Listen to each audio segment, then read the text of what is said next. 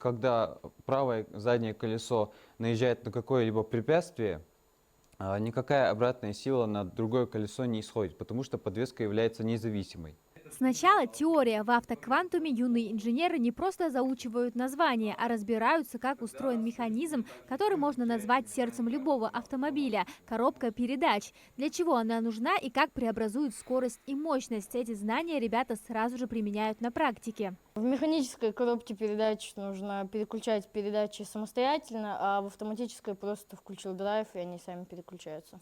Автоквантум – лишь часть большой программы. В расписании много практики, от 3D-моделирования до робототехники. Здесь, конструируя роботов, дети изучают механические передачи, повышающие и понижающие. Их задача не просто собрать конструктор, а понять физику процесса и создать механизм, который сможет выполнить конкретную задачу. Ременная механическая передача, да? Она идет с мотора на шестерню. То есть, это какая, убывающая или повышающая? Нет. А еще здесь есть технический английский, специальный курс, где дети учатся работать в профессиональных программах и понимать терминологию. Что такое GPS и как оно расшифровывается? Система глобального позиционирования, то есть Global Position System. Для ребят Кванториум – стартовая площадка для успешного будущего. Здесь им действительно нравится. Многие пришли, чтобы попробовать себя в IT-сфере, а некоторые уже задумываются о том, чтобы связать с этим свою жизнь. Я научился многому чему, начал с питона, узнал много, особенно про списки, кортежи, библиотеки, модули. Мне тут нравится. Место хорошее, сама организация тоже. Я научился создавать крылья для самолетов, потому что там аэродинамика тоже нужна. Создавать дроны, собирать их на основе пилотирования, а также ставить камеры и посмотреть на шлем, со шлема. В свои молодые годы Мурат Яндиев уже сам преподаватель. Он окончил политехнический колледж, факультет автомеханики и пришел в Кванториум уже в роли наставника, чтобы делиться знаниями с новым поколением инженеров. Очень интересный технопарк, скажу, это самое главное.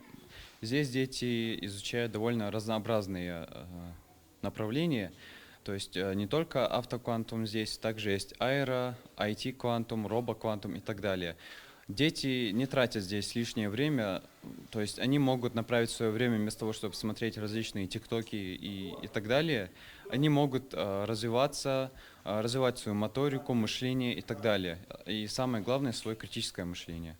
Здесь учат не запоминать факты, а решать нестандартные задачи. Такие интерактивные уроки для школьников сегодня крайне важны.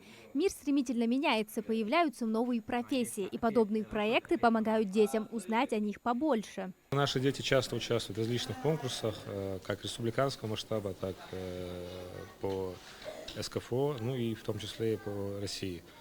Есть направления интересные детям. Это воздушная инженерная школа, где дети учатся конструировать ракеты, запускать их. Есть направления по квадрокоптерам, в которых нужно уметь управлять беспилотниками. Также робототехниками часто выезжаем за пределы Ингушетии. В стенах Кванториума рождаются будущие инженеры, программисты и изобретатели. Польза от таких занятий очевидна. Это настоящая профориентация. И что важно, записаться и начать заниматься здесь может любой школьник. Главное – желание открывать новое. Амина Зязикова, Билал Ахильгов, Магаз 24.